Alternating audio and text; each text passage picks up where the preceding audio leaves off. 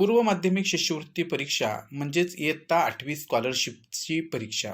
या स्कॉलरशिप परीक्षेचा बोर्डाचा फेब्रुवारी 2020चा पेपर आणि या पेपरमधील आपली मराठी भाषा, या मराठी भाषेवरती एकूण 25 प्रश्न असतात आणि या 25 प्रश्नांचं संपूर्ण स्पष्टीकरण या व्हिडिओमध्ये मी तुम्हाला देणार आहे की जेणेकरून मराठी विषयामध्ये असणारे जे 50 पैकी 50 गुण आहेत तर ते तुम्हाला नक्की त्या ठिकाणी मिळू शकतात जर तुम्ही भाषेचा पेपर, मराठी भाषेचा पेपर कसा सोडवायचा हे जर समजून घेतलं तर नक्कीच तुम्हाला स्कॉलरशिप परीक्षेमध्ये भाषा विषयामध्ये 50 पैकी 50 गुण मिळतील.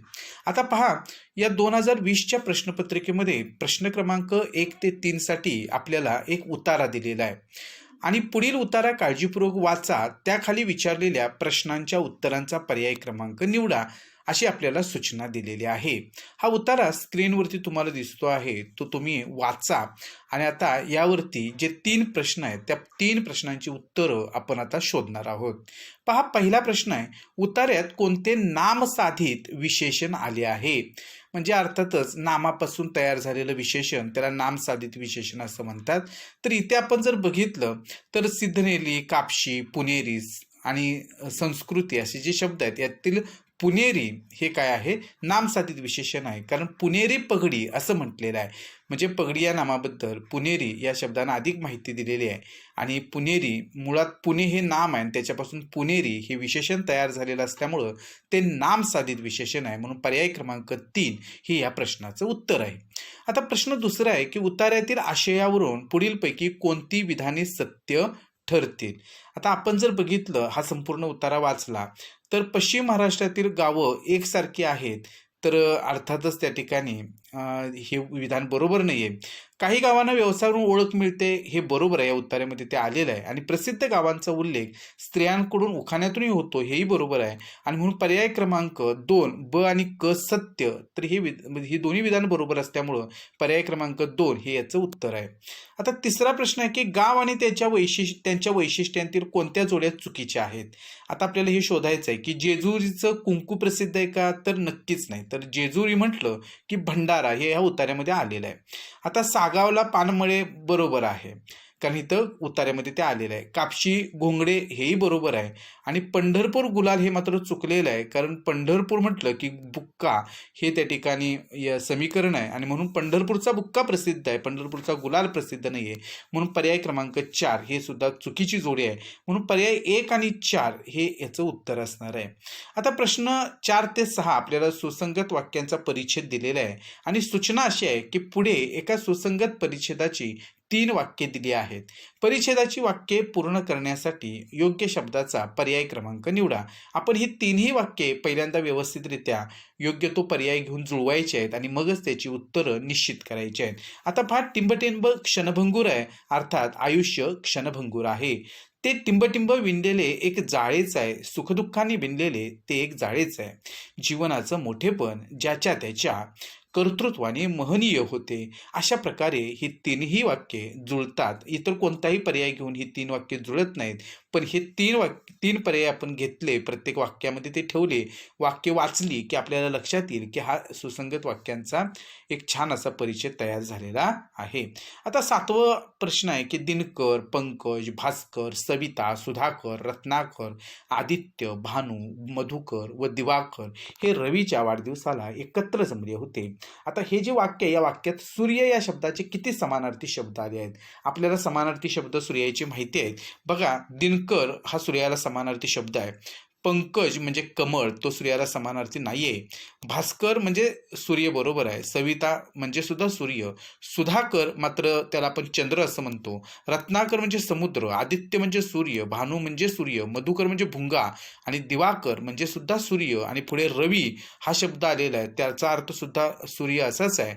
म्हणजे एकूण हे जे काही सगळे शब्द आहेत सूर्याला समानार्थी असणारे जे या वाक्यामध्ये आलेले आहेत ते एकूण 7 आहेत, म्हणून पर्याय क्रमांक 3 हे त्याचं उत्तर आहे. आता पुढीलपैकी शुद्ध शब्द ओळखा. तर बघा साहित्यिक हा शब्द जो आहे तो या प्रकारे लिहितात. स्फूर्तिस्थान हा शब्द या प्रकारे लिहायला हवा होता. वीरवृत्ती हा शब्द अशा प्रकारे असायला हवा होता. द्वीपसमूह शब्द इथं जो दिलेला आहे तो मात्र बरोबर आहे आणि शुद्ध शब्द आपल्याला ओळखायला सांगितलेला आहे, म्हणून पर्याय क्रमांक 4 हे त्याचं उत्तर आहे. आता प्रश्न क्रमांक 9 आहे. आमच्या खेडेगावातील अत्यंत पराक्रमी पण उग्र मनुष्य म्हणून गोपाळरावांची ओळख होती. या वाक्यातील अधोरेखित भागाबद्दल येणारा अलंकारिक शब्द निवडा. आता इथे आपल्याला अत्यंत पराक्रमी पण उग्र मनुष्य अर्थात नरसिंह हे त्याचं उत्तर आहे. आता 10वा प्रश्न आहे. शब्दसमूहाबद्दल एक शब्द दिलेला आहे, त्यापैकी चुकीची जोडी निवडा. आता जगाच्या विनाशाची वेळ म्हणजे प्रलय काळ बरोबर आहे. उजाडण्यापूर्वीचा समय अर्थातच रामप्रहर बरोबर आहे. बोलावणे नसताना आलेला आमंत्रित असं त्याला म्हणत नाहीत, आगंतुक असं म्हणतात. आणि हळूहळू होत जाणारा बदल उत्क्रांती हे बरोबर आहे. म्हणजे पर्याय 3 हे त्या ठिकाणी उत्तर चुकीचं आहे. म्हणजे चुकीची जोडी इथं दिलेली आहे, म्हणून पर्याय क्रमांक 3 हे त्याचं उत्तर आहे. 11वा प्रश्न आहे की चुकीच्या अर्थाचे वाक्प्रचार आपल्याला ओळखायचे आहेत. 2 अचूक पर्याय निवडायचे आहेत. आता ग्राह्य धरणं म्हणजे स्वीकारणं हे बरोबर आहे. सोटेशाही करणं म्हणजे अर्थातच हुकुमशाही दाखवणं, म्हणजे इथं गोंधळ घालणं चुकीची जोडी आहे. त्यामुळे ही चुकीची जोडी म्हणून इथं आपण हा पर्याय घेणार आहोत. परिसीमा गाठणं म्हणजे मर्यादा ओलांडणं ही तर सुद्धा चुकीची जोडी आहे. आणि दप्तरी दाखल होणं म्हणजे हजर होणं हे बरोबर आहे. म्हणजे पर्याय क्रमांक 2 आणि 3 हे 11व्या प्रश्नाचं उत्तर आहे. आता प्रश्न क्रमांक 12 आहे की पुढील चौकटीतील अक्षरांपासून अर्थपूर्ण म्हण तयार होते. त्या म्हणीतील अनुक्रमे दुसरे व 7वे अक्षर घेऊन तयार होणाऱ्या अर्थपूर्ण शब्दाचा विरुद्धार्थी शब्द निवडा. आता इथं जी म्हण आहे ती या प्रकारे, जशी देनावळ तशी धुनावळ. आता याच्यामधील आपल्याला दुसरा आणि 7वा अक्षर घ्यायचा आहे. दुसरा अक्षर आहे शी आणि 7वा अक्षर आहे त. अर्थातच हा शब्द शीत असा तयार होईल आणि शीत म्हणजे थंड, म्हणून पर्याय क्रमांक 3 हे याचं उत्तर आहे. आता प्रश्न क्रमांक 13 आहे. पुढे दिलेल्या किती शब्दांची सुरुवात तालव्य वर्णानं झालेली आहे. आता तालव्य म्हणजे च छ ज झ हे जे 4 वर्ण आहेत तर यांची सुरुवात जी आहे तर ते अर्थातच य युक्त होते, म्हणजे त्याच्यामध्ये य मिसळलेला असतो. आणि दंत तालव्य म्हणजे च छ ज झ याच्यामध्ये अयुक्त उच्चार त्यांचे होतात आणि म्हणून त्या ठिकाणी त्याला दंत तालव्य उच्चार म्हणतात. आता इथे बघा आपण चक्कर हा ययुक्त उच्चार आहे, म्हणजे तो तालव्य आहे. जाळी म्हटलं की तो दंत तालव्य उच्चार आहे, कारण जचा उच्चार अयुक्त झालेला आहे. चक्र म्हटलं की अर्थात तो तालव्य उच्चार आहे. 40 म्हटलं की तालव्य उच्चार आहे. चलन म्हटलं की तालव्य उच्चार आहे, ययुक्त उच्चार आहे तो. चंद्र म्हटलं की तालव्य आहे. जरायुज म्हटलं की तो तालव्य आहे. जलमार्ग म्हटलं की तो तालव्य आहे. पण झरोका म्हटलं की तो दंत तालव्य आहे. झालर म्हटलं की तो तालव्य आहे. आणि चकवा म्हटलं की तो अर्थातच दंत तालव्य आहे. म्हणजे इथं हे सगळे शब्द जे आहेत ते जर बघितले तर 8 होतात, म्हणून पर्याय क्रमांक 1 हे त्याचं उत्तर आहे. आता प्रश्न 14 आहे की पुढीलपैकी कोणत्या पर्यायांतील शब्दाची फोड अयोग्य. आता बहिरंग, बही अधिक रंग तर ही चुकीचा विग्रह आहे, कारण बही अधिक अंग असा विग्रह त्याचा यायला पाहिजे. प्रित्यर्थ म्हटलं की प्रीती अधिक अर्थ, पण इथे आपण जर बघितलं तर तची वेलांटी जी आहे तर ती ह्रस्व असायला पाहिजे, तर इथं हा विग्रह सुद्धा चुकीचा आहे. आपद अधिक काल हा विग्रह बरोबर आहे, पण आपल्याला अयोग्य जोडी ओळखायची आहे. आणि रत्नछाया, इथं मुळातच रत्नछाया हा शब्द चुकीचा दिलेला आहे, कारण इथे च अर्ध ह्या छच्या अगोदर यायला पाहिजे आणि तो रत्नछाया असा शब्द तयार व्हायला पाहिजे, पण इथं देत असताना आपल्याला तो शब्द चुकीचा दिलेला आहे. आणि म्हणून इथं आपण जर बघितलं तर कोणताच पर्याय इथं बरोबर होत नाही आणि म्हणून हा प्रश्नच बोर्डानं रद्द केलेला आहे. आता प्रश्न 15 आहे. पुढीलपैकी कोणत्या वाक्यातील अधोरेखित शब्दाची जात सामान्य नाम आहे. अर्थातच इथं बघितलं तर वयाच्या 12व्या वर्षी मी 7वी पास झालो हे सामान्य नाम नाही. मानवता हाच खरा धर्म आहे, अर्थातच हेही सामान्य नाम नाही. गावोगावी नारद मुनींची संख्या वाढलेली आहे हे मात्र सामान्य नाम आहे. आणि बोलावून आल्याशिवाय जाणार नाहीच हे सुद्धा सामान्य नाम नाही, आणि म्हणून पर्याय क्रमांक 3 हे याचं उत्तर आहे. आता 16वा प्रश्न आहे की पुढीलपैकी कोणत्या पर्यायांतील नामांची अनेक वचनी रूपे होतात.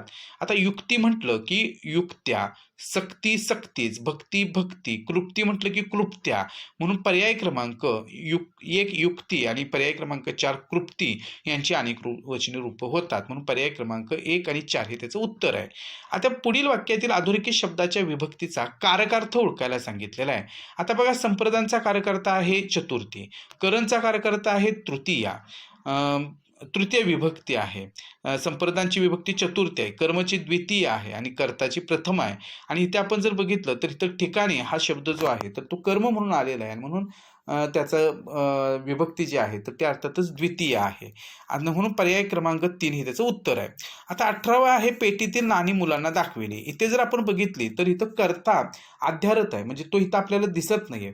त्याने नाणी मुलांना पेटीतील नाणी मुलांना दाखवली, तिने पेटीतील नाणी मुलांना दाखवली, तर तिथं जो कर्ता आहे त्याला तृतीय विभक्ती प्रत्यय आहे आणि नाणी ऐवजी त्याचं अनेक वचन आपण फक्त एकच वचन घेतलं तर नाणी मुलांना दाखवली तर क्रियापदाचं रूप बदलतं, म्हणून इथं कर्मणी प्रयोग हे वाक्य हे आपल्या लक्षात येतं. आता 17वा इथं क्रमांक चुकलेला आहे. हा 19वा प्रश्न आहे की ते बक्षिसाचं पार्सल उघडलं पण आत कसलंही मराठी पुस्तक नव्हते. या वाक्याचा प्रकार ओळखा. अर्थातच त्या ठिकाणी ही न्यूनत्व बोधक उभयान्वयी अव्ययानं वाक्य जोडलेलं आहे पण, त्यामुळे अर्थातच त्या ठिकाणी हे संयुक्त वाक्य आहे. आपण आता 20वा प्रश्न पाहूया. पुढीलपैकी अपूर्ण वर्तमान काळाचं वाक्य कोणतं? आता तिचा आवाज गोड होता हे साधा भूतकाळ आहे. सुरेखा सफाईदारपणे गात आहे हे अपूर्ण वर्तमान काळ आहे. रांगोळी काढण्याचं काम माझ्याकडे येत असे म्हणजे हे रीती भूतकाळ आहे. आणि प्राजक्ता चित्र रेखाटत असते हे रीती वर्तमान काळ आहे. पण पर्याय क्रमांक 2 हिचा अपूर्ण वर्तमान काळ आहे, म्हणून उत्तर त्याचा पर्याय 2 येणार आहे. 21वा प्रश्न आहे की पुढीलपैकी सामासिक शब्दाचा अयोग्य विग्रह असणारा पर्याय कोणता? आता आपण जर इथं बघितलं प्राप्त आहे धन जास्त, तो बरोबर आहे. पुरण घालून भरून तयार केलेली पुरणपोळी हे पण बरोबर आहे. वनभोजन वनातील भोजन हे विग्रह बरोबर आहे. विटी अथवा दांडू असं नाही होणार, विटी आणि दांडू असं यायला हवं होतं, म्हणून पर्याय क्रमांक 4 हे त्याचं उत्तर आहे. प्रश्न 22वा आहे. पुढील काव्यपंक्तीमध्ये आलेला अलंकार ओळखा. वने पसरली माती जशी शाल पांघरली, म्हणजे मातीला इथं पांघरलेल्या शालीची उपमा दिलेली आहे, म्हणून पर्याय क्रमांक 3 हे याचं उत्तर आहे. 23वा प्रश्न आहे की पुढीलपैकी भुजंग प्रयात वृत्ताचं उदाहरण कोणतं? आता आपल्याला सगळ्यांना माहिती आहे की भुजंग प्रयात वृत्तामध्ये एकूण 12 अक्षर असतात आणि मनाचे श्लोक किंवा समर्थांनी या मनाच्या श्लोकांची रचना भुजंग प्रयात वृत्तातच केलेलं आहे की मना सज्जना तू कडेनेच जावे न होऊनी कोणाचे हे दुःख व्हावे, म्हणून पर्याय क्रमांक 1 त्याचं उत्तर आहे.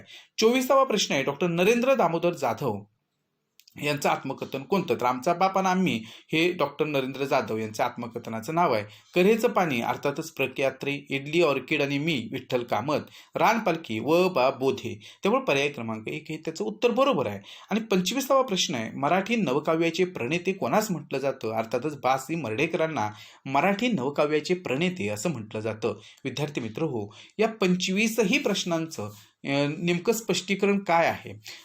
योग्य अचूक पर्याय निवडत असताना बाकीचे पर्याय हे त्याचं उत्तर का नाही हे आता मी तुम्हाला सांगितलेलं आहे. अशाच प्रकारचं पेपर सोडवत असताना जर तुम्ही कृत्या वापरल्या, कच्चं काम थोडंसं केलं आणि मग योग्य उत्तर जर तुम्ही ठरवलं तर नक्कीच तुम्हाला 50 पैकी 50 गुण मिळतील. अशाच बोर्डाच्या एका प्रश्नपत्रिकेसहित स्पष्टीकरणासह आपण पुढील व्हिडिओमध्ये भेटू. तोपर्यंत धन्यवाद.